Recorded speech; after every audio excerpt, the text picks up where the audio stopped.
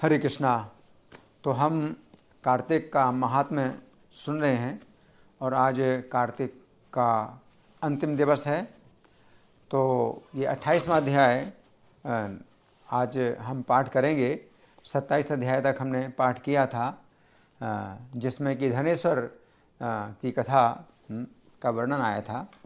तो इस 28वें अध्याय में सूत जी कहते हैं कि श्री कृष्ण अतिशय प्रिया सत्यभामा से इस प्रकार कार्तिक का महात्म्य कहकर सायंकाल की संध्या करने के लिए अपने घर चले गए। इत्युक्त्वा वासुदेवोऽसौ सत्यभामामति प्रियां सायं संध्या विधिं कर्तुं जगामे च निजं गृहम्। तो सायं की संध्या करने के लिए भगवान चले गए। इसका अर्थ है कि काफ़ी समय तक सत्यभामा से भगवान ने बातें की और काफ़ी विस्तार से कार्तिक के महात्म्य का वर्णन किया। तो अब भगवान जो है सत्यभामा से जो है सब महात्म्य की बातें बता करके और संध्या करने के लिए अपने घर चले गए। ऐसे प्रभावशाली, ये सूत जी बता रहे हैं शौनक आदि ऋषियों को, ऐसे प्रभावशाली और पापों को नष्ट करने वाले कार्तिक का महात्म्य मैंने आप लोगों से कहा। ये कार्तिक महीना विष्णु भगवान को प्रसन्न करने वाला है और भुक्ति और मुक्ति रूपी फल देने वाला है। एवं प्रभावः प्रोक्तोऽयं कार्तिकः पापनाशनः विष्णु प्रिय करोत्यन्तं भुक्ति मुक्ति फल प्रदः। तो इसमें क्या नियम है कार्तिक का? एक तो नियम है हरि का जागरण है। तो हरि का जागरण का मतलब है मंगल आरती, जो कि 4:10 से 4:58 48 का जो समय है ब्राह्म मुहूर्त का, उसमें भगवान का गुणगान करना है, कीर्तन। तो हरि जागरण। फिर प्रातः स्नान। तो स्नान का मतलब 4:10 से पहले स्नान कर लेना, ये दूसरा नियम है। तीसरा तुलसी का सेवन और चौथा है दीपदान। तो ये जो है नियम है कार्तिक के। हरि जागरणम प्रातः स्नानम तुलसी सेवनम उद्यापनम दीपदानम व्रतान्येतानि कार्तिके। तो ये 3-4 है, हरि जागरण, प्रातः स्नान, तुलसी सेवन, दीपदान और ब्राह्मणों को धन का दान। तो ये 5 जो है ये कार्तिक के व्रत हैं। ये सूत गोस्वामी बता रहे हैं शौनक आदि ऋषियों को। तो ये 5 प्रकार के व्रत हैं, इनसे कार्तिक व्रत पूर्ण होता है और ये भुक्ति मुक्ति देने वाला है। तो ऋषियों ने अब उनसे पूछा, सूत गोस्वामी से पूछा, ऋषियों ने कहा कि ये जो आपने विष्णु का प्रिय और अत्यंत फल देने वाला जो आपने कार्तिक का महात्म्य बताया है, ये तो रोमहर्षण है, यानी रोमांचित करने वाला है। बहुत हम तो लोग तो बड़े रोमांचित हो गए कार्तिक का महात्म्य सुन करके। तो ये कार्तिक का जो महात्म्य है, तो आपने इसका इतिहास भी सुनाया है, इसकी महिमा का वर्णन किया है। विष्णु प्रियोति फलदः प्रोक्तोऽयं रोमहर्षणः कार्तिके प्रभुः सम्यं से इतिहासोति विस्मितः। तो हम लोग तो बहुत विस्मित हो रहे हैं। तो कार्तिक का जो व्रत है अवश्य करना चाहिए, जिससे कि पाप और दुख दूर हों। पाप और दुख दूर हों तो ये तो अवश्य करना चाहिए। और जो भोग और मोक्ष चाहने वाले हैं उन पुरुषों को अवश्य करना चाहिए। अवश्यम चा तथा कार्यं पाप दुख निवृत्तये मोक्षार्थिभिर्नरः सम्यं भोग कामे रथापि वा। लेकिन अब हमारा प्रश्न है, नैमिषारण्य के ऋषि लोग पूछ रहे हैं सूत गोस्वामी से कि हमारा एक प्रश्न है कि इस व्रत में कोई व्यक्ति अगर संकट में पड़ जाए और व्रत कर रहा है और कोई संकट आ जाए या कठिन जंगल में अगर आ जाए या रोगों से पीड़ित हो, तो फिर कैसे करेगा? एवं स्थितो यदा कश्चन प्रतस्था संकटे स्थितः दुर्गारण्य स्थितो वापि व्याधिभिः परिपीडितः। तो अब बड़ी बाधा होगी, बीमार हो जाए या कठिन जंगल में पड़ जाए या कोई संकट में आ जाए तो कार्तिक का व्रत कैसे करेगा। हाँ, क्योंकि अत्यंत फल को देने वाला ये व्रत तो त्यागना नहीं है। तो बड़ी दुविधा की बात है कि व्रत को नहीं त्यागना है, लेकिन कई कठिनाइयाँ आ जाती हैं, तो ऐसे में क्या करना चाहिए। कथम तेन प्रकर्तव्यम कार्तिक व्रतकम शुभम इदम अत्यंत फलदम न त्याज्यम सर्वथा नर। तो सूत जी कहते हैं कि अगर ऐसी आपत्ति पड़ जाए है, तो जो व्यक्ति दृढ़ व्रत है, मतलब कार्तिक का व्रत करना ही है, उसने निश्चय कर लिया है, और आपत्ति आ जाए तो फिर जो है वो अगर अपने घर में नहीं है तो कोई भी विष्णु का मंदिर हो, तो वहाँ जा कर के हरि जागरण करे, यानी मंगल आरती करे। एवं आपन्गतो यस्तु नरो नित्यं दृढ़ व्रतः विष्णु से वर्षया वा कुर्यात् आलय हरि जागरम। और यदि विष्णु का मंदिर भी ना मिले तो किसी देवता के स्थान में करे। यदि कठिन वन में स्थित हो, आपत्ति में पड़ा हो, तो क्या करना चाहिए। सूत जी कह रहे हैं कि अगर जंगल में तो कोई देवता का भी मंदिर नहीं है, जंगल में है, और कोई आपत्ति पड़ जाए तो क्या करना चाहिए। शिव विष्णु गृहाभावे सर्वदेवालयेष्वपि दुर्गाटव्याम स्थितो यस्तु यदि वहाँ आपन्गतो भवे। तो सूत जी कहते हैं कि पीपल के नीचे फिर जागरण करे। हरि जागरण कहाँ करना चाहिए, पीपल के नीचे करना चाहिए, या तुलसी के वन में हरि जागरण करना चाहिए। कुर्याद अश्वत्थ मूले तो तुलसी नाम बने स्वपी। विष्णु के समीप विष्णु के नामों का गान करने से व्यक्ति को 1000 गोदान का फल प्राप्त होता है। विष्णु नाम प्रबंधा नाम गायनम विष्णु सन्निधौ गोसहस्र प्रदानेन तत्फलम आपनोति मानव। तो 1000 गोदान का फल है, कितना मतलब कठिन है 1000 गोदान करना, लेकिन वो फल जो है व्यक्ति को अगर विष्णु के मंदिर में और विष्णु के जो है नामों का कीर्तन किया जाए तो 1000 गोदान का फल प्राप्त होता है। और उसमें जो बाजा संगीत बजाने वाला है तो उसको वाजपेयी जगह का फल प्राप्त होता है। और जो नृत्य करने वाला है तो सभी तीर्थों के स्नान का फल प्राप्त कर लेता है। वाद्यकृन् पुरुषश्चापि वाजपेय फलम लभेन सर्वतीर्थावगाहोत्थम नर्तकः फलमाप्नुयात्। और यदि आपत्ति में पड़ा हुआ मनुष्य कहीं जल ना पाए कि स्नान, कार्तिक में तो स्नान बहुत आवश्यक है, लेकिन जल ना मिले तो स्नान कैसे करें, या रोगी हो स्नान नहीं कर सकता, स्नान के लिए मना किया गया है, तो विष्णु के नाम से ही स्नान करना चाहिए, लेकिन स्नान जरूर करना चाहिए। आपद्गतो यदाप्यम्भो न लभेत कुत्र चिन्नरः व्याधितो वा यथा कुर्यात् विष्णुर्नाम्नापि मार्जनम।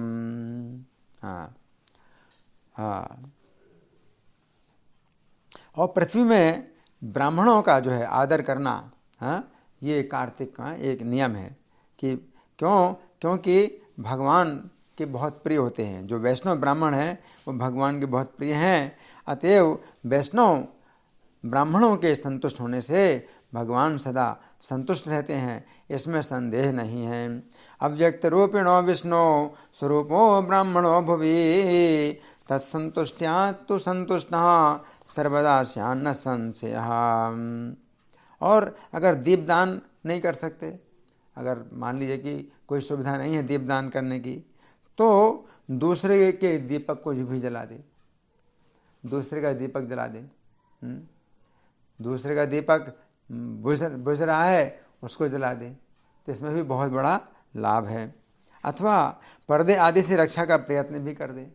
किसी का दिया जल रहा है तो हवा से वो तो बुझने वाला होगा, बुझेगा, तो किसी प्रकार से व्यवस्था कर दे, पर्दा लगा करके कि वो दिया ना बुझे, तो इसमें भी बड़ा फल है। तो कार्तिक की जो है मतलब इतनी मतलब वो है महत्व है, इतना महात्म्य है कि किसी न किसी प्रकार से वो जो है नियम का पालन करना चाहिए। तो दीपदान का जो नियम है ये जरूर करना चाहिए। अगर अपना नहीं कर सकते तो दूसरे के दिए को जला दो या दिए की रक्षा कर लो। तो ये जो है सूत जी जो है ये सब बातें बता रहे हैं। असक्तो दीपदानाय परदीपम प्रबोधयेत् तस्य वा रक्षणं कुर्यात् वात्यादिभ्यः प्रयत्नतः। यदि तुलसी पूजन करने का अवसर ना मिले, तुलसी की पूजा कार्तिक में एक नियम है तुलसी की पूजा करना। अब तुलसी की पूजा का अवसर ना मिले तो वैष्णव ब्राह्मण का ही पूजन करे, तो वैष्णव ब्राह्मण की पूजा करे, क्योंकि विष्णु सदा अपने भक्तों के निकट रहते हैं। अभावे तुलसी नाम चा वैष्णवम पूजे द्विजम यस्मात् सन्निहितो विष्णु स्वभक्ते स्वेव सर्वदा। और अगर वैष्णव ब्राह्मण भी ना मिले, तुलसी भी ना मिले, तो फिर क्या है, इनके अभाव में किसी अन्य ब्राह्मण का भी पूजन करे और गाय का पूजन अवश्य करे, और पीपल या बरगद का पूजन करे। तो ये फिर जो है इस प्रकार से भी कुछ किया जा सकता है।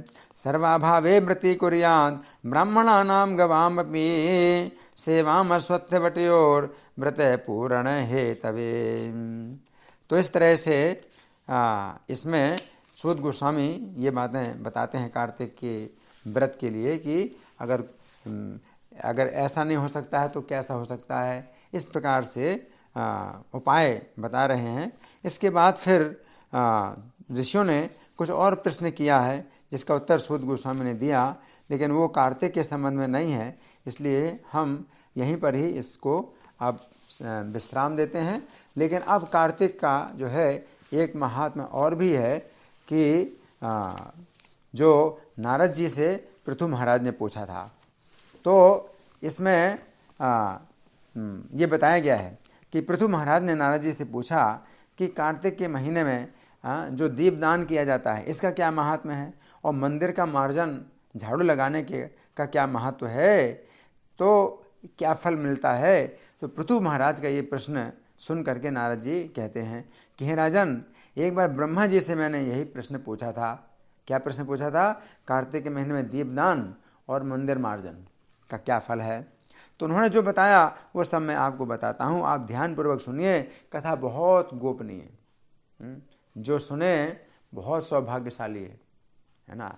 तो ये कथा जो है बहुत गोपनीय है। हे राजन, प्राचीन काल की बात है, चंद्रवंश में जयध्वज नाम का एक राजा राज्य करता था। क्या नाम था? जयध्वज। एक राजा चंद्रवंश का जयध्वज नाम का राजा राज्य करता था। बहुत ही बड़ा कृष्ण भक्त था, भगवान के मंदिर में स्वयं जाकर के झाड़ू लगाता था और दीपक जलाता था। एक दिन वीतिहोत्र नामक उनके जो पुरोहित थे, राज पुरोहित उसे बोलते हैं, वीतिहोत्र नाम के पुरोहित थे, तो सब करते देखा कि राजा स्वयं करते हैं, तो आश्चर्य से भर गए पुरोहित। और राजा के पास जाकर उन्होंने पूछा कि हे राजन, भगवान को प्रसन्न करने के लिए तो और भी बहुत से उपाय हैं, परंतु आप स्वयं मंदिर में मार्जन करते हैं, यानी मंदिर की सफाई खुद करते हैं, और दीप जलाने को इतना महत्व क्यों देते हैं कि आप स्वयं करते हैं ये काम। तब राजा ने विनम्रता से हाथ जोड़कर कहा, इस संबंध में मैं आपको अपने पूर्व जन्म की एक अत्यंत विस्मयकारी घटना सुनाता हूँ। ये राजा स्वयं बोल रहे हैं अपने पूर्व जन्म की घटना, और पूर्व जन्म की घटना भी याद रही है। तो ये विस्मयकारी घटना है मेरे पूर्व जन्म की, जो कि मुझे याद है। राजा जयध्वज कह रहे हैं, भगवत कृपा से वो घटना इस जन्म में भी मुझे याद है। हे राज पुरोहित, महाराज, किससे बोले? जो राज पुरोहित थे, इनका क्या नाम था? वीतिहोत्र। तो हे राज पुरोहित जी, सतयुग में स्वरोचिष मनु के काल में, स्वरोचिष मनु दूसरे नंबर के मनु है, दूसरे मनवंतर, जबकि 7वां मनवंतर चल रहा है। दूसरे मनवंतर, स्वरोचिष मनवंतर में वेद वेदांगों को जानने वाला एक ब्राह्मण था, बड़ा विद्वान था, तब भी खोटे कर्मों में लगा रहता था। उसके दुष्कर्मों के कारण उसके बंधु बांधवों ने उसका परित्याग कर दिया। एक दिन भूख प्यास से व्याकुल हो घूमता फिरता नर्मदा नदी के तट पर जा पहुंचा। अब संयोग था कि नर्मदा के तट पर जाते ही उसने प्राण त्याग दिए। तो उसकी स्त्री का व्यवहार आचरण भी अच्छा नहीं था, जिसके कारण उसके घर त्यागते ही परिजनों ने उसकी पत्नी को भी घर से निकाल दिया। उस समय वो गर्भवती थी। समय आने पर उसने एक पुत्र को जन्म दिया, उसका नाम दंडकेतु था। तो माता पिता के दुष्ट स्वभाव के कारण बालक भी दुष्ट प्रवृत्ति का निकला। क्या नाम था उसका? दंडकेतु। उसके कर्म भी अपने पिता माता जैसे थे। अब एक दिन उसकी माता भी मर गई। वो बालक खोटे कर्म करता इधर उधर भटकने लगा। इस प्रकार पाप पूर्ण जीवन व्यतीत करता रहा। एक रात्रि को छल से किसी पराई नारी से भोग करने की इच्छा से एक देवालय में छिप गया। अब देखो कितना मतलब ये मतलब कृपा है उसके ऊपर। कार्तिक के महात्म्य की क्या मतलब ये घटना है कि स्त्री से भोग करने की इच्छा से, पराई स्त्री से भोग करने की इच्छा से एक देवालय में छिपा, सूना पड़ा रहता था। वो देवालय मंदिर था। अपने वस्त्रों से वो विष्णु मंदिर की भूमि साफ की और वहाँ एक दीपक जला दिया। अपने कपड़े से जो है जमीन को साफ किया, दीपक जला दिया। किस लिए? भोग करने की इसलिए दीपक जला दिया। उस दीपक को जलता देख गांव वाले विस्मित हुए कि सूने मंदिर में दीपक किसने जलाया। आ गए और युवक को देख करके चोर समझकर लाठियों से पीट पीट कर मार डाला, उसको मार डाला। अब देखो प्राण निकलते ही भगवान श्री हरि विष्णु के दूत वहां आए और दिव्य विमान में बैठा करके वैकुंठ को ले गए। वो वैकुंठ को ले गए। तो आप आश्चर्य करेंगे, ऐसा दुष्कर्मी कामी पुरुष किस कारण से वैकुंठ का अधिकारी हुआ? तो सुनिए, उसने मंदिर का जो मार्जन किया था और दीपक जलाया था, वो कार्तिक का महीना था। कार्तिक का महीना, उसने तो सोचा नहीं था कि कौन सा महीना चल रहा है। उसने सोचा भी नहीं किसका मंदिर, वो तो पराई स्त्री से भोग करने के लिए दिया जलाया था और स्वच्छ किया था मंदिर। तो जिसमें सिर्फ एक बार कर्म करके वैकुंठ का अधिकारी बन गया। अब कार्तिक महीने में एक दिन में एक बार ऐसा करने से जब ऐसा फल प्राप्त हुआ, तो पूरे महीने ऐसा करने वाला कितना फल नहीं प्राप्त करेगा। इसका वर्णन तो हजारों मुख वाले शेषनाग भी नहीं कर सकते और स्वयं ब्रह्मा जी भी नहीं कर सकते इस फल का वर्णन। अपने उस पुण्य के फलस्वरूप उसने कई कल्पों तक वैकुंठ का सुख भोगा। उसके बाद चंद्रवंश में जयध्वज बन करके जन्मा। वो कौन है? मैं हूँ। मतलब वैकुंठ में कोई चला जाए, अधिकारी तो नहीं है वैकुंठ जाने का, लेकिन किसी शक्तिशाली विधि से अगर वो चला जाता है तो दोबारा आता है उस विधि को पूरा करने के लिए। तो लेकिन अब वैकुंठ में जाना निश्चित है, इसलिए पतन नहीं है। अब वैकुंठ से आया है तो उस विधि को पूरा करने के लिए फिर वैकुंठ जाएगा, है ना। तो ये जो है अब जयध्वज बता रहे हैं कि मैं वैकुंठ से आया हूँ, वैकुंठ से आया हूँ मैं, हैं। तो पृथ्वी पर वो राज्य सुख भोग रहा है, वही है मैं हूँ। तो हे पुरोहित जी, इसी कारण कार्तिक महीने में मैं मंदिर का मार्जन और दीपदान श्री हरि के निमित्त करता हूँ। तो नारद जी कहते हैं राजा पृथु से कि एक ये कथा मैंने ब्रह्मा जी के मुख से सुनी, बहुत गोपनीय कथा है ना, बहुत सौभाग्य से ही ये कथा प्राप्त होती है। अब दूसरे का दीप जलाने का भी महात्मा सुनो। ये तो स्वयं दीप जलाया था, लेकिन वो विष्णु के प्रसन्नता के लिए नहीं जलाया था, विष्णु मंदिर में जलाया था। अब दूसरे का दीप जलाने का, तो मनु वंश के प्रतापी राजा रैवत, ये रैवत जो है मनु है, उत्तम तामस रैवत, यानी पांचवें मनु रैवत के पुत्र भद्र बुद्धि का एक पुत्र था जिसका नाम सुदर्शन था। अपने नाम की भांति सुदर्शन बहुत सुंदर और पराक्रमी थे। और राजा भद्र बुद्धि की राजधानी महेंद्र पर्वत पर थी। एक बार सुदर्शन शिकार खेलने के लिए अपने साथियों के साथ वन में गए। घूमते घूमते अचानक उनकी दृष्टि एक नदी के उस पार पड़ी, जहां उन्होंने एक अत्यंत सुंदर कन्या को देखा। उन्होंने अपने साथियों को वहीं छोड़ा, घोड़े पर सवार होकर नदी पार कर ली। घोड़े से नदी पार कर ली और दूसरे तट पर पहुंच गए। वो कन्या बहुत रूपवती थी। राजकुमार सुदर्शन उसे देखते उस पर मोहित हो गए। कन्या भी उस बलशाली सुंदर युवक को देखकर लजा गई। तब राजकुमार सुदर्शन ने बड़ी नम्रता शालीनता से उसका परिचय पूछा। तब कन्या ने बताया कि गौड़ राजा की पुत्री मदनालसा है। मदालसा भी कहते हैं, मदालसा है, अपने सखियों के साथ क्रीड़ा के लिए वहाँ आई है। तब स्वेच्छापूर्वक उन दोनों ने गंधर्व विवाह कर लिया। कुछ समय तक नर्मदा के तट पर विहार करते रहे। फिर अपने घर पर आकर माता पिता का आशीर्वाद ले आनंद पूर्वक रहने लगे। अब कुछ समय बाद राजा भद्रबुद्धि अपने पुत्र सुदर्शन को राज्य सौंपकर स्वयं वन में चले गए। राजा बनने के बाद सुदर्शन राज्य का चलाने लगे और रानी मदालसा भगवान विष्णु की अनन्य भक्ति थी। उससे देखकर राजा सुदर्शन भी भगवान की पूजा अर्चना करने लगे और अनन्य भक्त बन गए। बाद में रानी मदालसा की प्रेरणा से राजा सुदर्शन ने भगवान का एक स्वर्ण मंदिर बनवाया और दोनों ही उस मंदिर में भगवान का पूजन और कार्तिक मास में दीपदान किया करते थे। एक दिन रानी मदनालसा मंदिर में दीप प्रज्वलित कर रही थी। राजा ने बुलाया। रानी ने पहले दीपक जलाया, फिर राजा के पास पहुंची। इस कारण उसे देर हो गई। इस पर राजा सुदर्शन अप्रसन्न हो गए।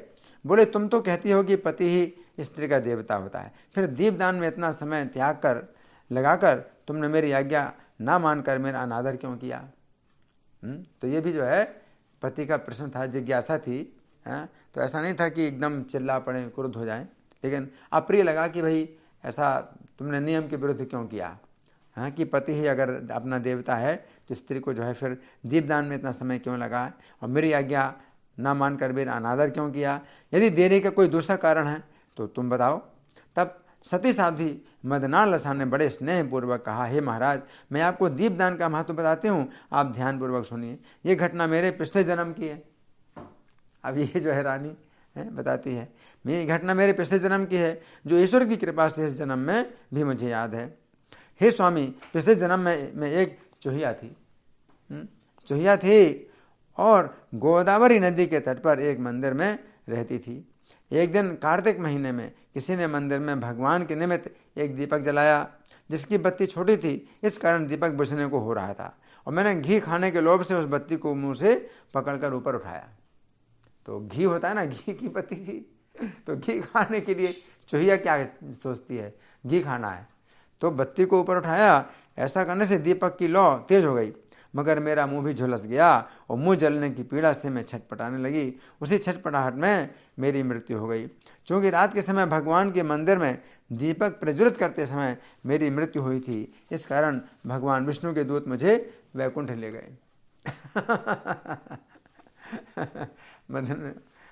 भगवान विष्णु की चूहिया को वैकुंठ ले गए हैं।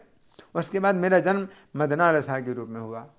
तो यही मतलब है कि कोई चूहिया भी जो है वैकुंठ चली गई तो योग्यता तो थी नहीं वैकुंठ जाने की, लेकिन एक विधि बड़ी शक्तिशाली थी जिससे चली गई, तो उस विधि को पूरा करने के लिए फिर वैकुंठ से आई, है ना। तो ये वैकुंठ से आई। हे स्वामी, ये रूप और आप जैसा योग्य पति मुझे दीपक की लौ ऊंचा करने मात्र के फलस्वरूप मिला है। इतना सुंदर रूप